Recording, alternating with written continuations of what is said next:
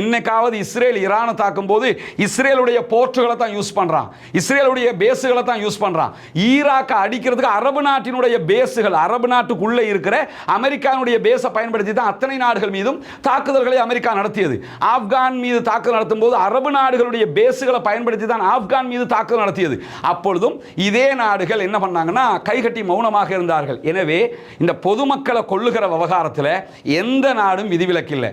இவ்வளவு அநியாயம் நடந்து இருக்கிறது. ஆனா அங்க தியேட்டர் திறந்துகிட்டு இருக்கிறான். இவ்வளவு அநியாயம் நடந்துகிட்டு இருக்குது. அங்க குத்தாட்டம் ஆடிக்கிட்டு இருக்கிறான். இவ்வளவு அநியாயம் நடந்துகிட்டு இருக்குது. அங்க மற்ற காரியங்களை செஞ்சுக்கிட்டு இருக்கிறான். கத்தார் நிலையாக நின்று இந்த சமாதான பேச்சுவார்த்தைகள் நடத்திக்கிட்டு இருக்கிறானே தவிர மற்ற எல்லா விவகாரத்திலும் சவுதி அரேபியாவினுடைய ரோல் என்னங்கிறத நம்ம பார்க்கணுமா இல்லையா?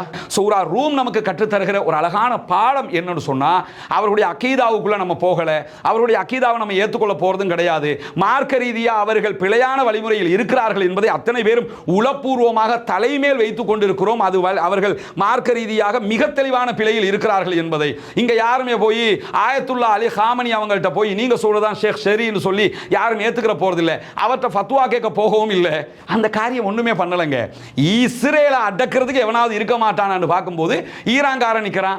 அவன் அரசியல் ரீதியாக அவனுடைய ஆயுத பலத்தை கொண்டு அவனுக்கு எதிராக தாக்குதல் நடத்துகிறான். சிறப்பாக நடத்திக்கிட்டு இருக்கிறான். என்னுடைய கருத்துக்களை சொல்லிக் கொண்டிருக்கிறேன். என்னுடைய பார்வையில் ஒருவர் நீங்க எந்த பக்கமுங்க நிப்பீங்க, இஸ்ரேலா ஈரானான்னு கேட்டா நான் ஈரான் பக்கம் தான். இப்ப சூரா ரூம் எனக்கு அதை தான் கற்றுத்தருகிறது. நான் சொன்ன கருத்துக்களை விரும்பியவர்கள் ஏற்றுக்கொள்ளலாம், சரிகாணுகிறவர்கள் ஏற்றுக்கொள்ளலாம். யாராவது பிழை என்று நினைச்சீங்கன்னா தாராளமாக திட்டலாம், விமர்சிக்கலாம், ஏசலாம், வீடியோ போடலாம், எதனாலும் பண்ணலாம். அது உங்களுடைய உரிமை. எல்லா உரிமையும் எல்லாருக்கும் கிடைக்குதுல்ல. அதனால தாராளமாக யாரும் அந்த உரிமையை பயன்படுத்த முடியும். எனக்கு புரிந்ததை, நான் கற்றதை, நான் தேடியதை உங்களுக்கு ஒப்படைத்திருக்கிறேன். பிழையாக இருக்கிற போது தூக்கி எறிந்து விடுங்கள், சரியாக இருக்கிற போது அவற்றை எடுத்துக்கொள்ளுங்கள் என்பது மட்டும்தான் என்னுடைய பணிவான வேண்டுதலாக இருக்கிறது.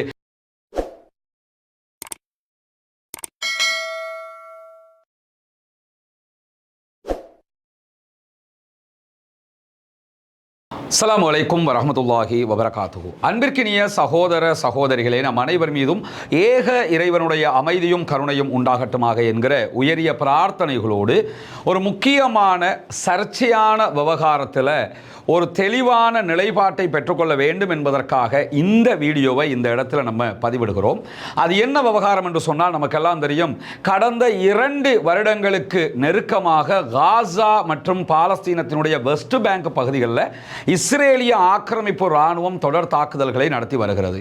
அதே நேரத்தில் பாலஸ்தீனத்திற்கு ஆதரவாக தாக்குதலை ஆரம்பித்த ஹூதிகள் இருக்கக்கூடிய யமனுடைய பகுதிகள் மீதும் இஸ்ரேல் தாக்குதல்களை நடத்தி வருகிறது. நேற்றைய தினமும் தாக்குதல்களை நடத்தி இருக்கிறது. அதே போன்று பாலஸ்தீனத்திற்கு ஆதரவாக தாக்குதலுக்கு தயாராகி வந்த ஹெஸ்புல்லாக்களை இலக்கு வைத்து லெபனான்ல ஒரு பாரிய தாக்குதல்களை இஸ்ரேல் நடத்தி இருந்தது. தற்போது 2 பேருக்கும் இடையில ஒரு சீஸ்ஃபயர் யுத்த நிறுத்த ஒப்பந்தம் உருவாகி இருப்பதை நம்ம பார்க்கிறோம். அதே மாதிரி காசா மக்களுக்கு ஆதரவாக யார் வந்தாலும் அவர்களை இலக்கு வைத்து தொடர்ந்து இஸ்ரேல் தாக்குதல்களை நடத்தி வருகிறது. மும்முனை தாக்குதல், 4 முனை தாக்குதல் என்று தாக்குதல்கள் வியாபித்துக் கொண்டே போகிற நேரத்தில் இந்த தாக்குதல்களுக்கு மத்தியில் 2 தடவைகள் ஈரான் மீது இஸ்ரேல் தாக்குதல்களை நடத்தியது. அதற்கு பதிலாக ஈரானும் இஸ்ரேலை தாக்கி இருந்தது. தற்போதைய நிலையை நம்ம எடுத்துக்கிட்டோம்னு சொன்னா, தற்போது ஈரான் மீது இஸ்ரேல் தாக்குதல்களை ஆரம்பித்தது. ஈரானும் பதிலுக்கு இஸ்ரேல் மீது தாக்குதல்களை சரமாரியாக நடத்தி கொண்டிருக்கக்கூடிய ஒரு சூழல் உருவாகி இருக்கிற போது, இஸ்ரேலுக்கு எதிராக தாக்குதலில் ஈடுபட்டு கொண்டிருக்கக்கூடிய யாராக இருந்தாலும் அவர்கள் அத்தனை பேருக்கும் ஏதோ ஒரு வகையில் பண உதவி, ஆயுத உதவிகள் செய்யக்கூடியவர்களாக ஈரான் இருக்கிறார்கள் என்பது ஒன்றும் ரகசியமான விவகாரம் கிடையாது. அது யமன்ல இருக்கக்கூடிய ஹூதிகளாக இருந்தாலும் சரி, அதே போன்ற ஹெஸ்புல்லாக்களாக இருந்தாலும் சரி, ஈவன் பாலஸ்தீனத்தில் இருக்கக்கூடிய பாலஸ்தீன விடுதலை போராளிகளாக இருந்தாலும் அவர்களுக்கும் ஈரான் தேவையான ஆயுத உதவிகளை செய்து கொண்டிருக்கிறது என்பது அனைவருக்கும் தெரிந்த விவகாரம். இப்படியான ஒரு சூழல் இருக்கிற போது ஈரான் தனக்கு தேவையான ப்ராக்ஸிஸை எல்லா பகுதிகளிலும் உருவாக்கி வைத்துக் கொண்டிருக்கிறார்கள். இவர்களுக்கும் மற்ற நாடுகளுக்கும் இடையில அவ்வப்போது சண்டைகள் வந்ததெல்லாம் நமக்கும் தெரிந்த விவகாரம் தான். இதை தாண்டி நீங்க போய் பார்த்தீங்கன்னா மத்திய கிழக்கில் ஏற்பட்ட மிகப்பெரிய 2 அநியாயங்கள். ஒன்று, ஈராக் தாக்கப்பட்டது அமெரிக்கா, அதே போன்று அமெரிக்காவினுடைய நேச நாடுகளால். அதே மாதிரி ஆப்கானிஸ்தான் மொத்தமாக அழிக்கப்பட்டது. இந்த 2 சம்பவங்கள் மத்திய கிழக்கிலே பாரிய அதிர்வலைகளை உண்டாக்கிய சம்பவங்கள். அதை தாண்டி இன்னொரு சம்பவம் நடைபெற்றது. யமன்ல ஹூதிகள் உள்நாட்டு கிளர்ச்சியில் ஈடுபடுகிற போது உள்நாட்டு அரசாங்கத்துக்கும் யமனிகள் உள்நாட்டு அரசாங்கத்திற்கும் ஹூதிகளுக்கும் இடையிலான சண்டை நடக்கிற அந்த சந்தர்ப்பத்தில் சவுதி அரேபியா ஹூதிகளுக்கு எதிராக வலிய தாக்குதல்களை நடத்தினார்கள். அதில் பல பொதுமக்கள் அங்கேயும் கொல்லப்பட்டிருக்கிறார்கள். ஹூதிகள் ஆயுதமேந்திய கிளர்ச்சி படையைச் சேர்ந்தவர்களும் கொல்லப்பட்டார்கள். இப்படி பல சம்பவங்கள் இதுக்குள்ள நடந்து கொண்டிருக்கிற போது இந்த சம்பவங்களுக்கு பின்னணி என்னங்கிறத சாதாரணமாக புரிகிறதா நமக்கு தெரியும்.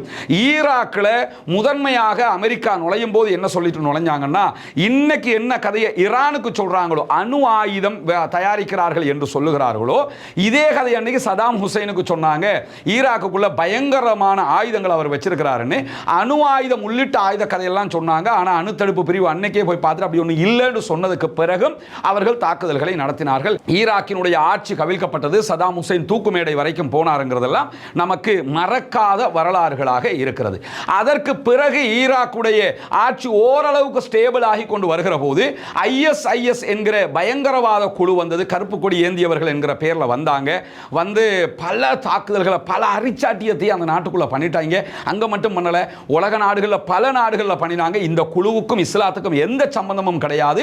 ஆனால் அந்த குழுவும் ஈராக்கில் இவ்வளவு பெரிய அழிவை உண்டாக்கிய காட்சிகளை நம்ம பார்த்திருக்கிறோம். சதாம் ஹுசைனை அழிப்பதற்காக வருகிறோம் என்று சொன்ன அதே அமெரிக்கா இருக்கிற போதே இந்த ISIS குழுவும் உருவானது மட்டுமல்லாம அவங்க சிரியா மற்ற நாடுகளில் பல பகுதிகளையும் கைப்பற்றி ஒரு சில காலங்கள் வைத்துக் கொண்டிருந்ததெல்லாம் நமக்கு தெரியும். பிற்பட்ட நாட்களில் என்ன நடந்தது என்று சொன்னால், அப்படியே அவர்களுடைய தாக்கங்கள் ஏற்பட்டு கொண்டே வந்தது. அவர்கள் அழிக்கப்பட்டார்கள், கொஞ்சம் பேர் மீதியாகி இருந்தார்கள் என்கிற நிலை தாண்டி இந்த IS குழு ஈரானுடைய பல பகுதிகளிலும் தாக்குதல்களை நடத்தியது.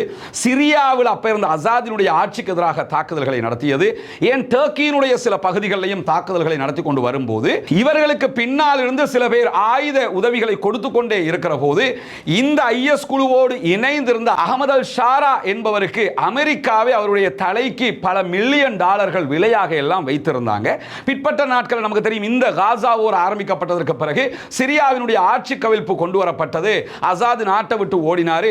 அப்படி ஓடுகிற நேரத்தில் அசாதோடு எதிர்த்து சண்டையிட்டு ஆட்சியை பிடித்தது யாருன்னு சொன்னா, எந்த அமெரிக்கா யாருடைய தலைக்கு மில்லியன் கணக்கான டாலர்கள் பெறுமதி என்று சொல்லி அறிவித்தார்களோ அதே அகமது அல் ஷாரா தற்போது சிரியாவினுடைய ஜனாதிபதியாக இருக்கிறார். எனவே அகமது அல் ஷாராவினுடைய வருகை எங்கிருந்து ஆரம்பித்தது, இப்பொழுது எங்க முடிச்சிருக்கிறாங்கிறது எல்லோருக்கும் தற்போது சுருக்கமாக புரிந்திருக்கும் என்பதற்காகத்தான் இந்த செய்திகளை நான் சொல்ல வந்தேன்.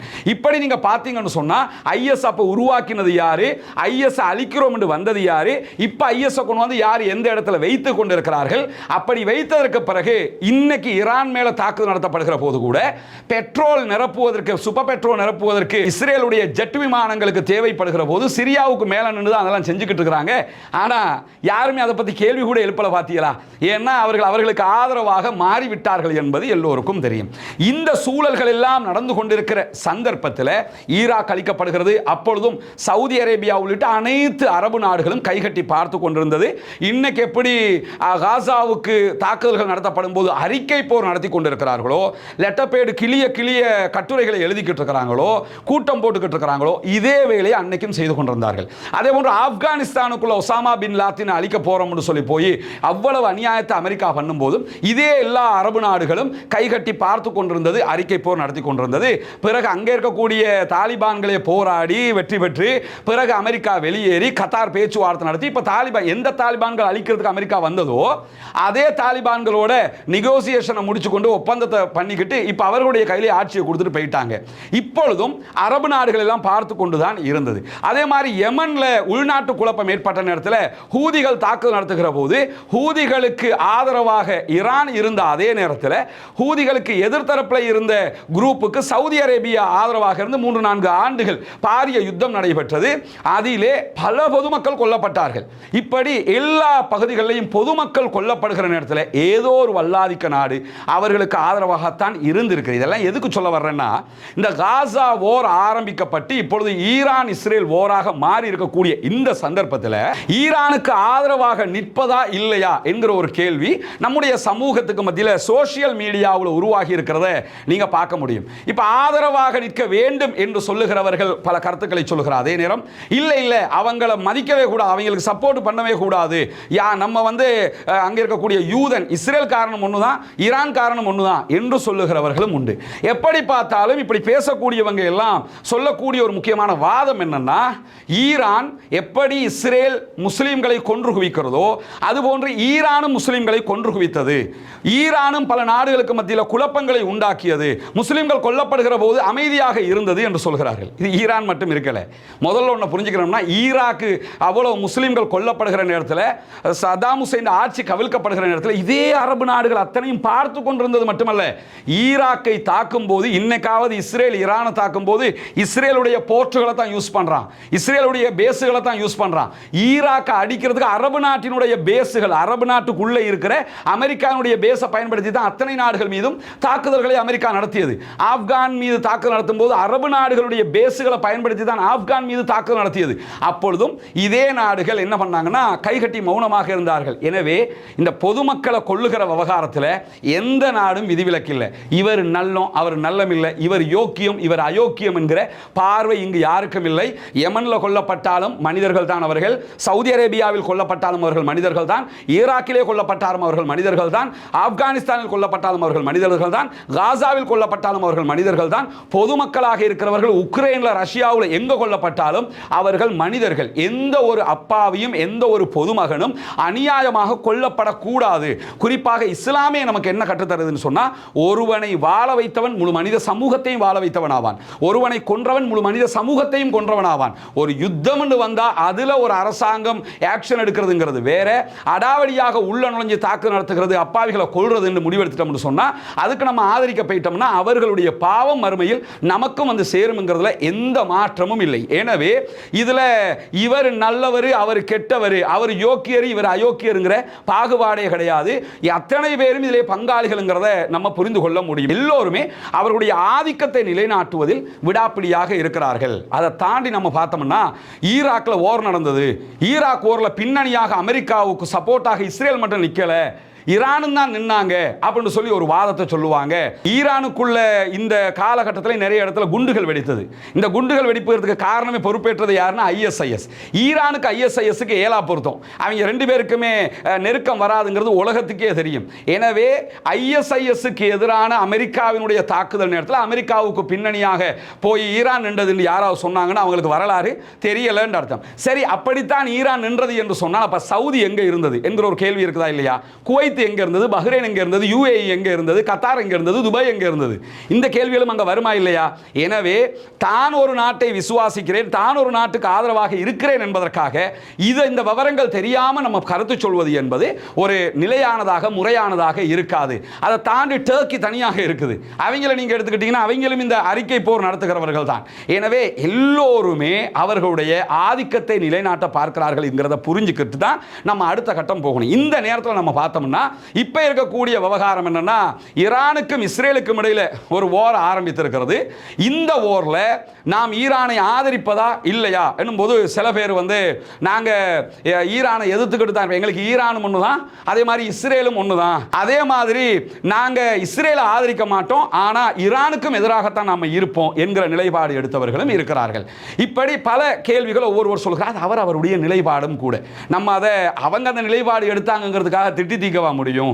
அவர் அதை சரின்னு நினைக்கிறாரு, நினைச்சிட்டு போகட்டும். ஆனா நம்ம நிலைப்பாடு என்ன, நம்ம என்ன நிலைப்பாடு எடுக்கலாம் என்கிற ஒரு கேள்வி என்னை நோக்கி எழுப்பப்படுகிற போது நாம தெளிவாக சொல்லக்கூடிய ஒரு நிலைப்பாடு இருக்கிறது. என்னன்னா, இந்த ஓரை பொறுத்தவரை இது எப்படி ஆரம்பித்தது என்பது எல்லோருக்கும் தெரியும்.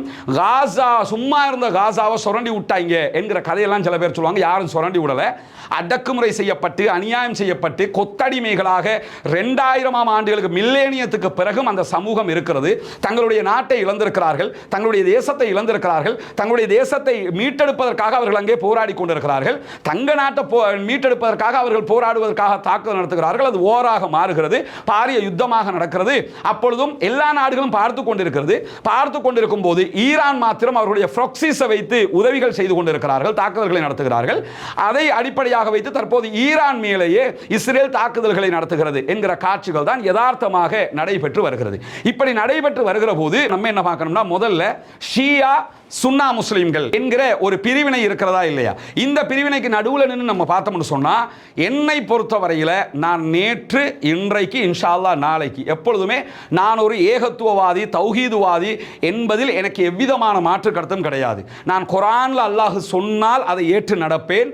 நபிகள் நாயகம் ஸல்லல்லாஹு அலைஹி வஸல்லம் அவர்கள் சொன்னதாக ஆதாரபூர்வமான நபிமொழிகள் இருக்கிற போது அந்த விவகாரங்களை நான் எடுத்து நடப்பேனே தவிர, இதை தாண்டி யாரு மார்க்கம் என்று சொன்னாலும் அதை நான் ஏற்றுக்கொள்வதில்லை. இஸ்லாம் நமக்கு கற்றுத்தந்த ஒரு செய்தி என்னன்னா, குல் இன் குன்தும் துஹிப்பூனல்லாஹ ஃபத்தபிஊனி, நபியே நீங்கள் அந்த மக்களிடத்தில் போய் என்ன சொல்லுங்கன்னா, நீங்கள் அல்லாஹ்வை நேசிக்கிறவர்களாக இருந்தால் நபியாகிய என்னை பின்பற்றுங்கள் என்று பிரச்சாரம் செய்யுங்கள். அப்ப நம்ம அல்லாஹ்வை கடவுள், இறைவன் என்று நாம ஏத்துக்கிட்டோம்னு சொன்னா யாரை பின்பற்றணும்னா முஹம்மது நபியை தான் பின்பற்றணும். முஹம்மது நபியை பின்பற்றுறது என்னன்னு சொன்னா அவருடைய சொல்லு, செயலு, அங்கீகாரம். எந்த ஒரு விவகாரத்திலையும் முஹம்மது நபி சொல்லி இருக்கிறாங்களா, முஹம்மது நபி செஞ்சிருக்கிறாங்களா, முஹம்மது நபி அங்கீகரிச்சிருக்காங்களா, இந்த மூணு இருக்குதா நம்ம செஞ்சிடலாம். அதை தாண்டி முஹம்மது நபி செய்யல, முஹம்மது நபி சொல்லல, முஹம்மது நபி அங்கீகரிக்கல, எவ்வளவு பெரிய மகான் சொன்னாலும், எவ்வளவு பெரிய அறிஞர் சொன்னாலும், எவ்வளவு பெரிய அறிவாளிகள் சொன்னாலும் அதை மார்க்கமாக ஏற்றுக்கொள்ள கூடாது என்பது என்னுடைய தத்துவம் அல்ல, இஸ்லாத்தினுடைய அடிப்படை விதியாக இருக்கிறது. எனவே இஸ்லாத்திற்கு தூதர் நபிகள் நாயகமே தவிர வேறு எந்த ஆட்களும் கிடையாது. நபிகள் நாயகம் ஸல்லல்லாஹு அலைஹி வஸல்லம் அவர்கள் சொன்ன அடிப்படையில் நான் அன்றைக்கும் இன்றைக்கும் இன்ஷா அல்லாஹ் எதிர்காலத்திலையும் குர்ஆன் மற்றும் ஆதாரபூர்வமான நபிமொழிகளை ஏற்றுக்கொண்ட ஒருவனாக இருக்கிறேன். அதை பிரச்சாரம் செய்கிற ஒருவனாக இருக்கிறேன். அதில் எந்த இடத்திலும் நான் விட்டுக் கொடுப்பு செய்தது கிடையாது என்பது அத்தனை பேருக்கும் தெரியும், என்னை அறிந்தவர்கள் அத்தனை பேருக்கும். அதை தாண்டி ஷியாக்கள் என்கிற அந்த பிரிவினர் விவகாரத்தில் அவர்களுடைய கொள்கை தவறு என்பதை என்னுடைய வாழ்நாளில் நான் தாவா களத்துக்கு நுழைந்த காலத்திலிருந்து பிரச்சாரம் செய்யக்கூடிய ஒருவன்.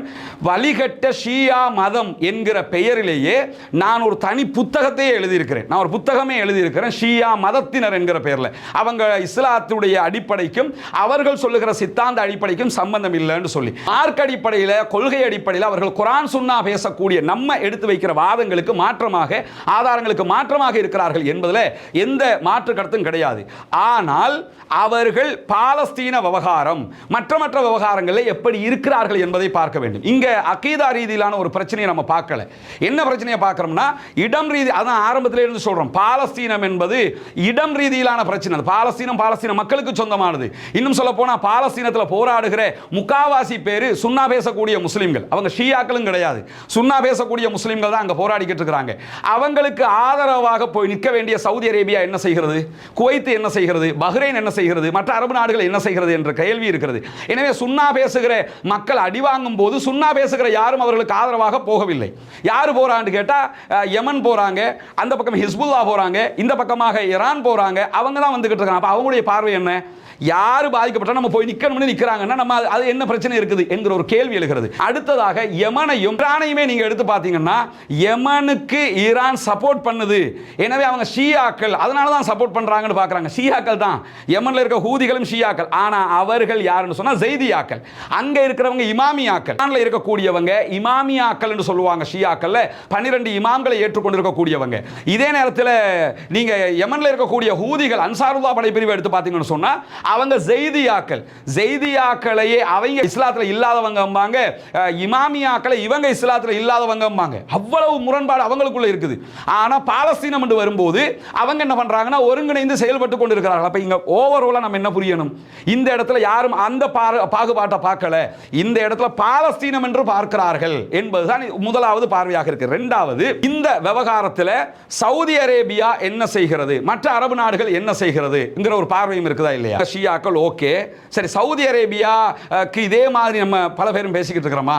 அவங்க இவ்வளவு அநியாயம் நடந்து கொண்டு இருக்கிறது, ஆனால் அங்கே தியேட்டர் திறந்துகிட்டு இருக்கிறான், இவ்வளவு அநியாயம் நடந்துகிட்டு இருக்குது, அங்கே குத்தாட்டம் ஆடிக்கிட்டு இருக்கிறான், இவ்வளவு அநியாயம் நடந்துகிட்டு இருக்குது, அங்கே மற்ற காரியங்களை செஞ்சுக்கிட்டு இருக்கிறான். கத்தாரு நிலையாக நின்று இந்த சமாதான பேச்சுவார்த்தைகள் நடத்திக்கிட்டு இருக்கிறானே தவிர மற்ற எல்லா விவகாரத்திலும் சவுதி அரேபியாவினுடைய ரோல் என்னங்கிறத நம்ம பார்க்கணுமா இல்லையா? நீங்க பார்த்தீங்கன்னா எந்த ரோலுமே அவங்களுக்கு இல்லை, அறிக்கை வெளியிடுறது மட்டும்தான். இதனால தான் இதுக்குள்ள அவன் யோக்கியனா இவன் யோக்கியனாங்கிற பார்வையே நமக்கு தேவையில்லை. நம்ம என்ன பார்க்கணும்னா நமக்கு ஆதரவாக எவன் நிற்கிறான் அவனை ஆதரிச்சுட்டு போவோம் என்கிற ஒரு பார்வை மட்டும்தான். இந்த பிரச்சனையில் ரஷ்யா பாலஸ்தீனத்திற்கு ஆதரவாக இருக்கிறாங்க, நார்த் கொரியா பாலஸ்தீனத்திற்கு ஆதரவாக இருக்கிறாங்க, பிரான்ஸ் பாலஸ்தீனத்துக்கு ஆதரவாக இப்போ நிற்கிறாங்க. இந்த தனிநாடு அங்கீகார விஷயத்தில் ஆதரிக்கிறானா ஆதரிச்சுட்டு போயிடுவோம், எதிர்க்கிறானா அவனை விட்டு தூரம் நின்றுவோம், இவ்வளவு தானே. இதை தாண்டி நம்ம போய் பார்த்தோம்னா இஸ்லாம் நமக்கு ஒரு வழிமுறையை கற்றுத்தருதுங்க. அந்த வழிமுறை என்னன்னு சொன்னா, திருமறை குர்ஆன் ஒரு செய்தியை நமக்கு சொல்லி காட்டுது. சூரா ரூம்ல நீங்க போய் பார்க்கலாம். ரோம் சாம்ராஜ்யம் வெற்றி கொள்ளப்படுகிறது தொடர்பாக அல்லாஹ் தஆலா பேசுகிறான். 30வது அத்தியாயத்தில் 1, 2, 3, 4 ஆகிய வசனங்களை நீங்க போய் புரட்டி பாருங்க. அதுல ஒரு சம்பவம் இருக்கிறது. என்ன சம்பவம்னு சொன்னா, நபிகள் நாயகம் ஸல்லல்லாஹு அலைஹி வஸல்லம் அவங்க உயிரோடு இருக்கிற போது 2 வல்லரசுகள் இருந்தது. ஒன்று ரோமாபுரி, ஒரு பாரிய வல்லரசாக இருந்தது. ஷாம் வரைக்கும், சிரியா வரைக்கும் அவர்களுடைய ஆதிக்கம் எல்லாம் இருந்தது.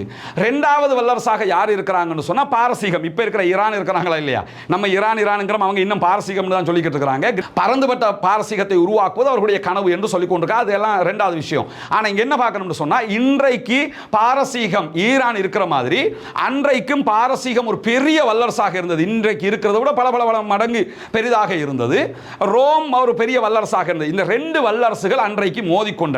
இன்றைக்கு இஸ்ரேலும் ஈரானும் மோதிக்கொள்ற மாதிரி அன்றைக்கு ஈரான், அன்றைக்கு இருந்த பாரசீகமும் ரோமும் மோதிக்கொண்டன. மோதிக்கொள்ளுகிற நேரத்தில் ரோம் தோல்வி அடைகிறது, பாரசீகம் ஜெயித்து விடுகிறது. பாரசீகம் ஜெயித்து ரோம் தோல்வி அடைந்தவுடன் மக்கா காபிர்கள் எல்லாம் மகிழ்ச்சி கொண்டாட்டத்தில் ஈடுபடுகிறார்கள். மதீனத்து சஹாபாக்களை பொறுத்தவரையில் ரொம்ப கவலை அடைந்து விடுகிறார்கள்.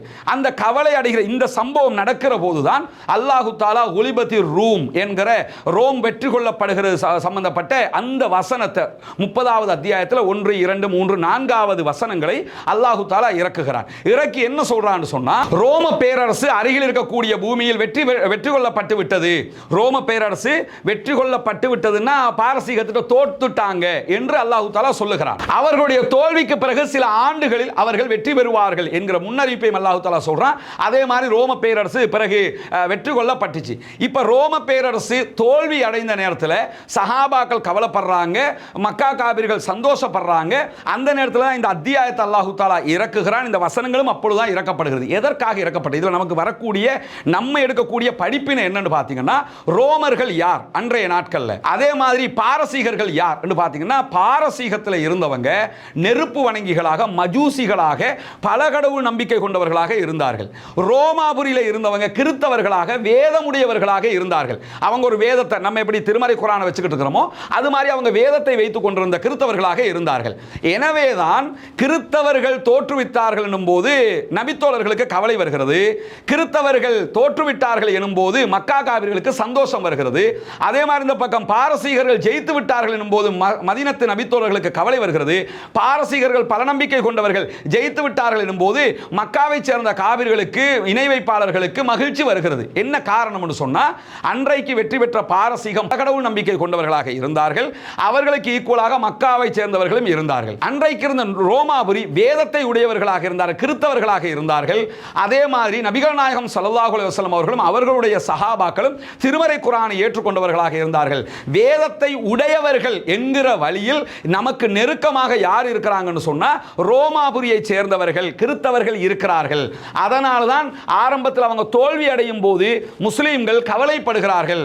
நம்மளோட ரொம்ப நெருக்கத்தில் இருக்கிறது அவங்க தானே என்கிற பார்வை. இதே மாதிரி இப்ப எடுத்து பார்த்தீங்கன்னாலும் இப்ப உள்ள நிலைமை என்ன? இப்பொழுதும் இதே மாதிரியான ஒரு வார் தான் நடைபெற்று கொண்டிருக்கிறது.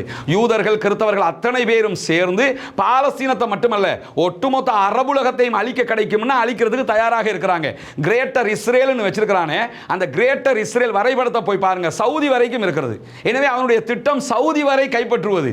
அதனால கிரேட்டர் இஸ்ரேல் அதுக்கு தான் போட்டு வச்சிருக்கிறான். சவுதி வரைக்கும் அவர்கள் கைப்பற்றுவதற்கு தயாராக இருக்கிறார்கள். அப்படி இருக்கிற போது அவர்கள் அரபு தேசத்தை அழிப்பதற்கு கிடைத்தால் அத்தனை பேரையும் அழிப்பார்கள் என்று இஸ்ரேல் நிற்கிறது.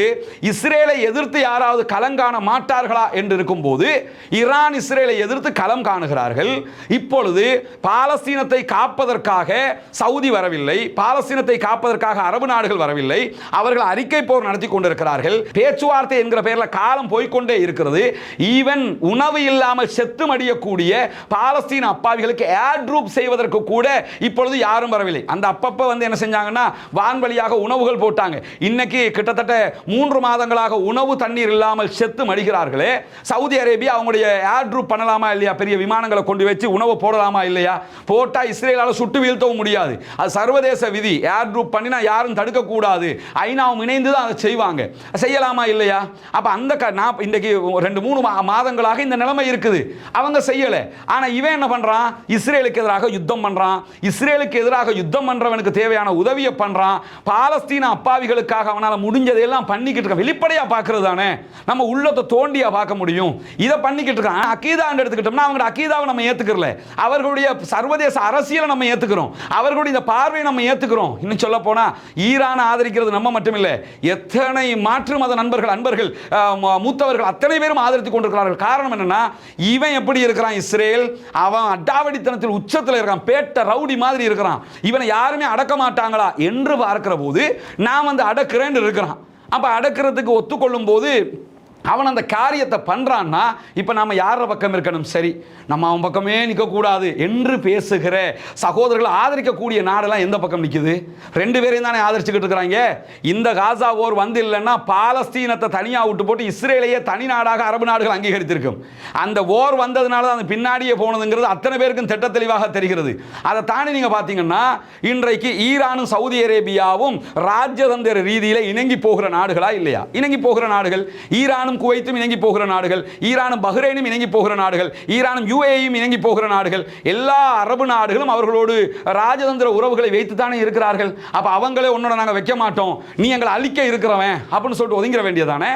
அவங்க அப்படி ஒதுங்கலையே, அவங்களும் இணங்கித்தானே போய்கிட்டு இருக்கிறாங்க. எனவே இந்த இடத்துல நம்ம சூரா ரூம் நமக்கு கற்றுத்தருகிற ஒரு அழகான பாடம் என்னன்னு சொன்னா, அவருடைய அகீதாவுக்குள்ள நம்ம போகல, அவருடைய அகீதாவை நம்ம ஏற்றுக்கொள்ள போறதும் கிடையாது. மார்க்க ரீதியா அவர்கள் பிழையான வழிமுறையில் இருக்கிறார்கள் என்பதை அத்தனை பேரும் உளப்பூர்வமாக தலைமேல் வைத்துக் கொண்டிருக்கிறோம். அது அவர்கள் மார்க்க ரீதியாக மிக தெளிவான பிழையில் இருக்கிறார்கள் என்பதை இங்க யாருமே போய் ஆயத்துல்லா அலி ஹாமனி அவங்கள்ட்ட போய் நீங்க சொல்றதான் ஷேக் ஷெரின்னு சொல்லி யாரும் ஏத்துக்கிற போறதில்லை, அவர்கிட்ட ஃபத்வா கேட்க போகவும் இல்லை. அந்த காரியம் ஒண்ணுமே பண்ணலங்க.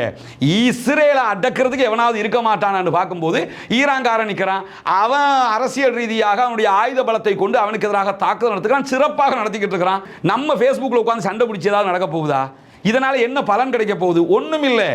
பாலஸ்தீனத்துக்கு எதிராக அவன் நிற்கிறான். எனவே நல்ல நல்ல யாராவது ஒருத்தன் அடக்கத்தான் வேணும் இவனை, அதனால நல்ல காரியம் பண்ணிட்டு போறான். இவ்வளவுதானே சொல்ல போறோம், வேற ஒண்ணுமே கிடையாது. எனவே இங்க ஈரானா சவுதி அரேபியாவா, ஈரானா இஸ்ரேலா, இஸ்ரேலா சவுதி அரேபியாவா என்கிற பேச்சை பேசுறதுனால எவ்வளவு தூரம் நலவு நடக்க போகுதுங்கிறத பாருங்க.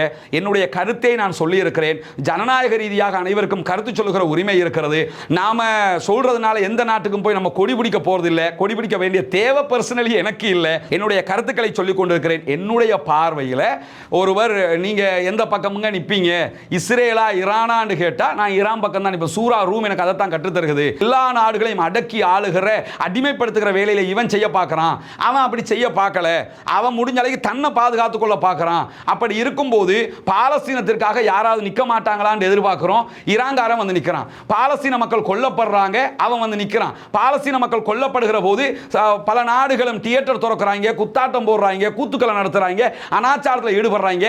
அவன் வந்து என்ன பண்றான்னு சொன்னா, நான் நிப்பேன்டா, வேண்டியதை பாரு, எனக்கு அடிச்ச நான் திருப்பி அடிப்பேன்டாங்கிறான். எனவே வெளிப்படையாக இதை மட்டும் தான் பார்க்க முடியும். உள்ளங்களை அழிந்தவன் அல்லாஹ். உள்ளங்களை அறிகிற அந்த மெஷின் ஒன்றும் என்கிட்ட கிடையாது.